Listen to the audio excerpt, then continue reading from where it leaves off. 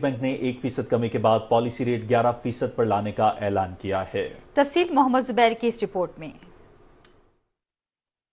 Monetary policy committee کے اجلاس میں اس بات کو نوٹ کیا گیا کہ مارچ اور اپریل کے ماہ میں بجلی کی قیمتوں میں کمی اور غذائی اجناس کی قیمتوں میں مسلسل کمی کے رجحان کے باعث مہنگائی کی شرح تیزی سے کم ہوئی ہے۔ کمیٹی نے یہ بھی مشاہدہ کیا کہ مالی سال 2025 کے دوسری سہ ماہی میں جی ڈی پی کی شرح 1.7% ریکارڈ کی گئی، جبکہ اس کا ہدف 3.5 مقرر کیا گیا ہے۔ اسٹیٹ بینک کے جاری کردہ اعلامیہ میں کہا گیا ہے کہ مارچ میں جاری کھاتہ $1.2 ارب کا نمایاں طور پر سرپلس رہا، جس کی بڑی وجہ بیرون ملک سے ریکارڈ ترسیلات زر ہیں۔ معاشی ماہرین کا کہنا ہے کہ اسٹیٹ بینک کی جانب سے شرح سود میں 1% کمی خوش آئند ہے اور اس کا براہ راست اثر مختلف شعبوں پر پڑے گا اور ملک میں کیش انفلو میں بھی تیزی آئے گی۔ اسٹیٹ بینک نے سرپرائزڈ 1% کی ریڈکشن کری ہے، کیونکہ میجورٹی آف دی انالسٹ کا خیال تھا کہ اسٹیٹس کو مینٹین رہے گا۔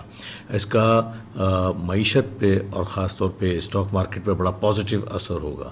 جتنے بھی ہائیلی لیوریج سیکٹرز ہیں، خاص طور پہ cement sector, steel sector, pharmaceutical sector, textile sector اور دیگر وہ تمام سیکٹر جو ہائیلی لیوریجڈ ہیں، ان کی فائنینشیل کاسٹ میں نمایاں کمی واقع ہوگی اور ان کی گروتھ میں اضافہ ہوگا۔ پریس ریلیز میں کہا گیا ہے کہ معاشی سرگرمیوں نے اپنی رفتار کو برقرار رکھا ہوا ہے، جبکہ زرعی شعبے میں گندم کی پیداوار میں ہدف کے مقابلے میں بہتری آئی ہے۔ کمیٹی نے کہا کہ اسٹیٹ بینک کے پاس زر مبادلہ کے ذخائر جون 2025 تک $14 ارب ہو جائیں گے۔ معاشی ماہرین کا یہ بھی کہنا ہے کہ شرح سود میں 1% کی کمی سے مہنگائی کی شرح میں بھی کمی ہوگی، جبکہ ملک میں سرمایہ کاری اور ترقی کا پہیہ مزید رواں ہو جائے گا۔ سب سے بڑا فائدہ انٹرسٹ ریٹ گھٹنے کا گورنمنٹ کے جو قرضے ہیں اس میں نمایاں کمی واقع ہوگی، جس کی وجہ سے گورنمنٹ کا فسکل اسپیس جو ہے وہ بڑھ جائے گا اور گورنمنٹ جو ہے وہ پروڈکٹیو منصوبوں پر جو ہے انویسٹ کرنے کے لیے گورنمنٹ کے پاس ایک اچھی لیکوڈیٹی جنریٹ ہو جائے گی۔ پریس ریلیز میں کہا گیا ہے کہ زرعی پالیسی کمیٹی نے مالی شعبے کو زیادہ پائیدار بنیادوں پر استوار کرنے کے لیے اصلاحات کی ضرورت پر روشنی ڈالی ہے، جس میں ٹیکس نیٹ ورک کو وسعت دینے اور زرعی انکم ٹیکس کی وصولی میں اضافے کے لیے حالیہ قانون سازی کا مؤثر نفاذ شامل ہے۔